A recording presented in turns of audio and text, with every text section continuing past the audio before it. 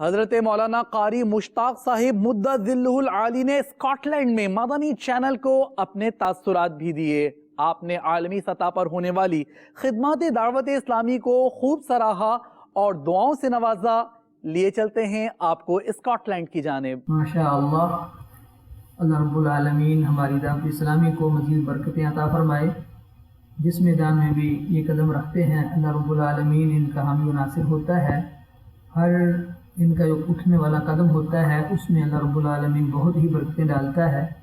مدنی channel پر بہت سارے لوگوں کی اصلاحی اور دیگر کاموں میں جو لوگ رہنمائی لینا چاہتے ہیں رہنمائی فرما رہے ہیں۔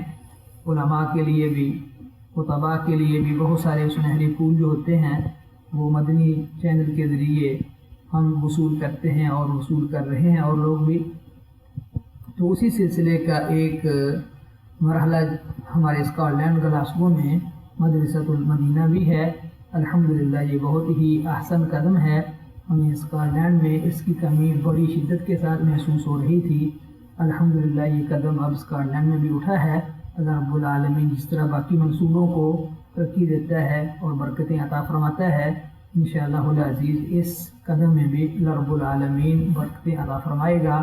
اور جتنے بھی اہل سنت کے احباب اسکاٹ لینڈ میں ہیں ان تمام سے التماس ہے کہ اس ہمارے سینٹر کو مدرسۃ المدینہ کو آباد کرنے کے لیے ہر طرح کی کوشش کرنی چاہیے۔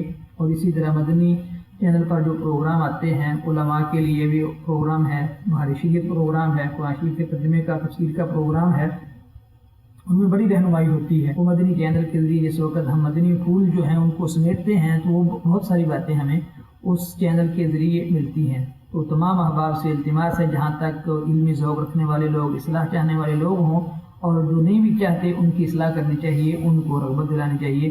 اللہ رب العالمین دعوت اسلامی کو ہر قدم میں برکتیں عطا فرمائے۔ نبی کریم صلی اللہ علیہ وسلم کی شفاعت، نبی کریم صلی اللہ علیہ وآلہ وسلم کے نالان تصدق کے وسیلہ سے ہم سب کا حامی و ناصر ہو۔